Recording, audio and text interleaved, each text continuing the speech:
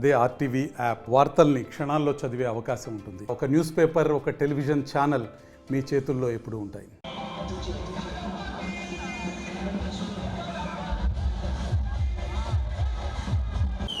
మన పెద్దయిన మన కొండేపు నియోజకవర్గ ప్రీతమ నాయకులు మన గ్రామానికి విచ్చేస్తున్నారు.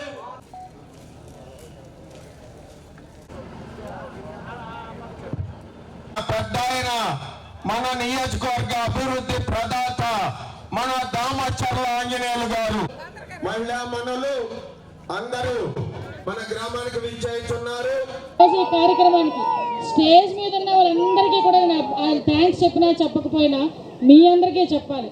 ఇందాకే టైం చూశాను, 2:03, అందులోని ఆదివారం పూట 2:03 టైంలో ఈరోజు మర్లపాడు గ్రామంలో మా అందరి గురించి ఇంత అభిమానంగా ఉన్న మీ అందరికీ, మరి ముఖ్యంగా నా మహిళా సోదరిమణులు చక్కగా ఈ టైం వరకు కూడా డిసిప్లిన్గా కూర్చొని ఈరోజు ఆశీర్వాదాలు ఇవ్వడానికి వచ్చిన మా మహిళా సోదరిమణులకి, అదేవిధంగా ఇందాకటి నుంచి నోరు ఎండిపోతున్నా కూడా అరుస్తూ కేకలేస్తున్న మా యువత సభ్యులకి అందరికీ కూడా పేరు పేరున ధన్యవాదాలు.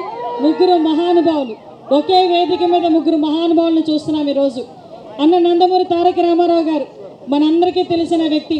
అన్న నందమూరి తారక రామారావు గారి పేరు వింటేనే పసుపు జెండానే కాదు, పసుపు రక్తం కూడా ఉప్పొంగే పరిస్థితి మనందరికీ తెలుసు.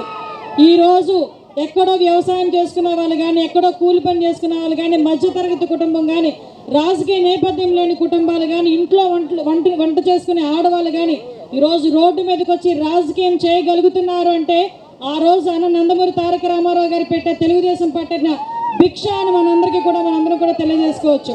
ఆ రోజు అన్న తీసుకొచ్చిన సంస్కరణలు, ముఖ్యంగా మహిళలకి వాస్తులో సమాన ఓటా హక్కు దగ్గర నుంచి, స్త్రీ విద్యని ప్రోత్సహించే విధంగా పద్మావతి యూనివర్సిటీ మనం స్థాపించిన దగ్గర నుంచి ఈ రోజుకి కూడా గౌరవ ముఖ్యమంత్రి నారా చంద్రబాబు నాయుడు గారు అదే లెగసీని ముందుకు తీసుకెళ్లి మహిళలకి పెద్దపీట వేయాలి అని స్త్రీ శక్తి ప్రోగ్రామ్ని లాంచ్ చేసి సూపర్ 6లో సుమారుగా 4 స్కీములు కూడా మహిళలకి సంబంధించిన స్కీములు ఏర్పాటు చేసి సంవత్సరంన్నరలోనే ఈరోజు చాలా మట్టుకు ఇచ్చిన హామీలు నెరవేర్చే పరిస్థితి ఈరోజు కనిపిస్తూ ఉంది. మీ అందరికీ తెలుసు, మరొక ముఖ్య వ్యక్తి, మీ అందరి అభిమాన నాయకుడు మన దామచర్ల ఆంజనేయులు గారు 18వ వర్ధంతి సందర్భంగా ఇంతమంది కార్యక్రమానికి రావడమే కాదు, ఆయన ఆశీస్సులు తీసుకున్న చాలా మంది ఈరోజు ఇక్కడ ఉన్నారు. ఒక పక్క వ్యాపార రంగంలోనే కాదు, ఒక పక్క రాజకీయ రంగంలోనే కాదు, నీతిగా, నిజాయితీగా, క్రమశిక్షణతో ఇచ్చిన పని పర్ఫెక్ట్గా చేయాలని తపనతో మరి ప్రత్యేకంగా ఈ ప్రాంతవాసులందరూ కూడా మంచిగా ఉండాలనే ఉద్దేశంతో రోడ్డు కనెక్టివిటీ దగ్గర నుంచి ఈ నియోజకవర్గ అభివృద్ధికి అప్పటి నుంచి కూడా ఎనలేని సేవలు చేసిన మన దామచర్ల ఆంజనేయులు గారికి ఈ సందర్భంగా మనందరం కూడా స్మరించుకోవాలి. ఈరోజు దామచర్ల ఆంజనేయులు గారు ఆ రోజు చేసిన బీజం, ఒక పక్క డీసీసీ చైర్మన్ గానే కాదు, 2 సార్లు ఎమ్మెల్యేగా చేసి 2 సార్లు కూడా మంత్రిగా ఆ రోజు పనిచేసి ఈ ప్రాంత ప్రజలందరికీ కూడా చిరస్మరణీయుడు. ఈ ప్రాంత అభివృద్ధిలో ముఖ్య పాత్ర వహించిన ఆంజనేయులు గారి విగ్రహం కూడా మీ అందరి సమక్షంలో ఈరోజు ఓపెన్ చేసుకోవడం నిజంగా చాలా సుదినం. ఈరోజు ఆయన లెగసీని ముందుకు తీసుకెళ్తూ 2 మనవళ్ళు, ఒక పక్క దామచర్ల సత్య గారు, అదేవిధంగా జనార్దన్ గారు ముందుకు తీసుకెళ్తా ఉంటే అదే లెగసీని ఈరోజు ఇక్కడ మీ అందరి అభిమాన నాయకుడు బాలవీరాంజనేయ స్వామి గారు కూడా అదే రకంగా ముందుకు తీసుకెళ్ళడం, ఎక్కడా కూడా వాళ్ళకి గౌరవం ఇస్తూనే వాళ్ళ తాలూకు అడుగుజాడల్లో ముందుకు వెళ్తున్నారు. కాబట్టే 3 టర్ములుగా కూడా విధ్వంస పరిపాలనలో కూడా ఎన్నో కేసులు ఎదుర్కొన్నా, ఎన్నో అవమానాలు ఎదుర్కొన్నా ఈరోజు మీ అందరి ముందు ఇలా నిలబడగలుగుతున్నారు. ముఖ్యంగా మర్లపాడు గ్రామం గురించి ఇందాకే పెద్దలు చెప్పారు.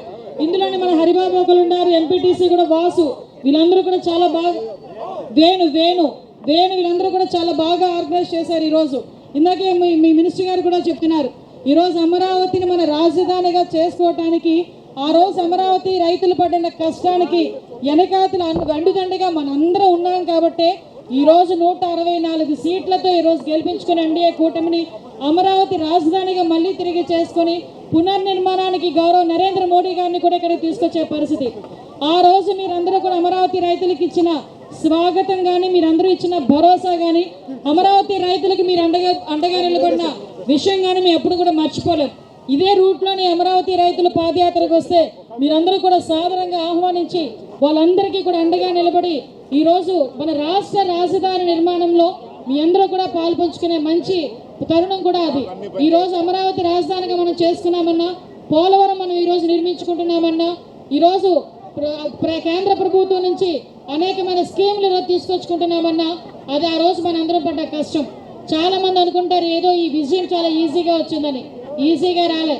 నీ చిన్న స్థాయి గ్రామ స్థాయి నాయకుడి దగ్గర నుంచి ఇప్పుడు ముఖ్యమంత్రి, అప్పుడు ప్రతిపక్ష నాయకుడు నారా చంద్రబాబు నాయుడు గారి వరకు అందరూ కూడా బాధితులే. అందరూ కూడా కేసులు ఎదుర్కొన్నాం. అందరూ చాలా మంది జైలుకి వెళ్ళారు. ఇప్పటికీ కూడా చాలా మందికి కేసులు ఉండే పరిస్థితి కనిపించింది. అయినప్పటికీ కూడా ఈరోజు నిలదొక్కుని ఈరోజు ఈ పొజిషన్కి వచ్చాం. నేను ఒక్కటే కోరుతున్నా, ఇక్కడ ఉన్న వాళ్ళందరినీ ఎక్కువసేపు నేను ఎండలో నిలబెట్టిన మీ అందరినీ కూడా, ఈ రోజు ఈ విజయం అన్నది వచ్చే 3 సంవత్సరాలకో లేకపోతే ఈ టర్మ్కో కాదు, మినిమం 20 సంవత్సరాలు ఇదే కూటమి, ఎన్డీఏ కూటమి అధికారంలో ఉండాలి అంటే ఇక్కడున్న ప్రతి ఒక్కరూ కూడా భేషజాలని పక్కన పెట్టి కష్టపడి పనిచేయాల్సిన అవసరం ఉంది. ఎందుకంటే ఈరోజు 5 సంవత్సరాలతో మళ్ళీ వేరే వాళ్ళు వచ్చి చేసే పరిస్థితులు అయితే ఈ రాష్ట్రం ఎప్పటికీ కూడా బాగుపడదు. ఒక్కసారి జగన్మోహన్ రెడ్డి పరిపాలన విధ్వంస పరిపాలన చూసాం. మళ్ళా అటువంటి పరిపాలన వస్తుంది అన్న ఆలోచన కూడా మనసులోకి రాకుండా చేయాల్సిన బాధ్యత మనందరి మీద ఉంది. కాబట్టి మీరందరూ ఆ దిశగా ముందుకెళ్తారని మనస్ఫూర్తిగా మిమ్మల్ని అందరినీ కోరుకుంటూ, ఈ మంచి కార్యక్రమానికి నన్ను కూడా ఇక్కడ ఆహ్వానించి, మీలో ఒక కుటుంబ సభ్యురాలుగా నన్ను కూడా ఆహ్వానించినందుకు ప్రత్యేకంగా మీ అందరికీ ధన్యవాదాలు తెలియజేసుకుంటున్నా. ఇందాకే సత్య గారు చెప్పారు పోలీస్ స్టేషన్ల గురించి. కంపల్సరీగా పోలీస్ స్టేషన్ల వ్యవహారంలో మేము సానుకూలంగా మేము ఉంటామని మీ అందరికీ కూడా తెలియజేసుకుంటూ, వచ్చిన పోలీస్ సిబ్బంది కూడా ప్రత్యేకంగా ధన్యవాదాలు తెలియజేసుకొని సెలవు తీసుకున్నానమ్మా. జై హింద్.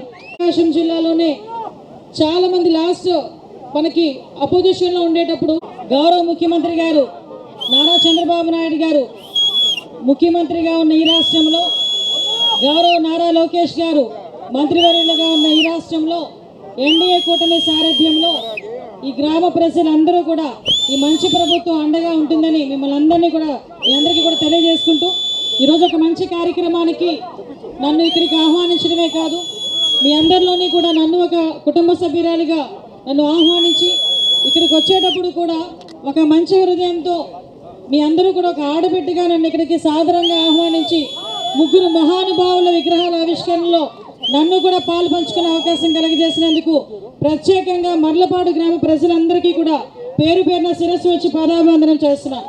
మరిన్ని వీడియోస్ కోసం ఛానల్ ని సబ్స్క్రైబ్ చేయండి. లేటెస్ట్ అప్డేట్స్ కోసం వాట్సాప్ ఛానల్ ని ఫాలో అవ్వండి. ఆ లింక్ డిస్క్రిప్షన్ లో ఉంది.